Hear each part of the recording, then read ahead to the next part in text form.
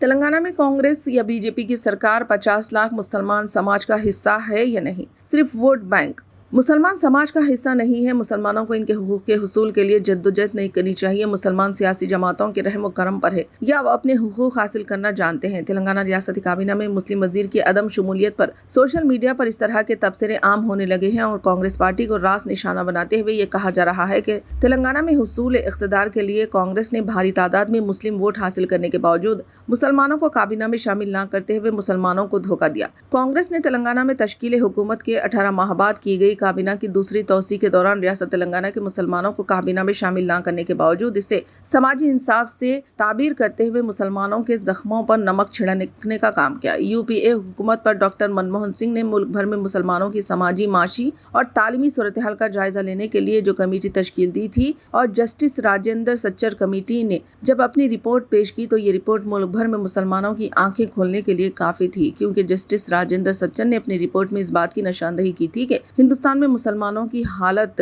دلتوں جیسے بدتر ہے، لیکن تلنگانہ میں ریاستی کانگریس حکومت کی جانب سے مسلمانوں کو کابینہ میں شامل نہ کرتے ہوئے سماجی انصاف کا دعویٰ کیا جا رہا ہے، جبکہ دلتوں کو ریاستی کابینہ میں بھرپور نمائندگی دی گئی ہے۔ ایکس پلیٹ فارم پر کیے گئے ایک تبصرے میں کہا گیا ہے کہ ریاست میں کانگریس نے اپوزیشن BRS سے محض 2.5% زائد ووٹ حاصل کرتے ہوئے اقتدار حاصل کیا ہے اور زائدہ 3.6% مسلم ووٹ جو کہ BRS سے کانگریس کی جانب سے منتقل ہوئے، جو کہ مجموعی اعتبار سے 1,60,000 سے زائد ہے۔ اس کے باوجود کانگریس نے مسلمان کو کابینہ میں جگہ فراہم نہیں کی اور یہ باور کروانے کی کوشش کی جا رہی ہے کہ حکومت نے سماجی انصاف کیا ہے۔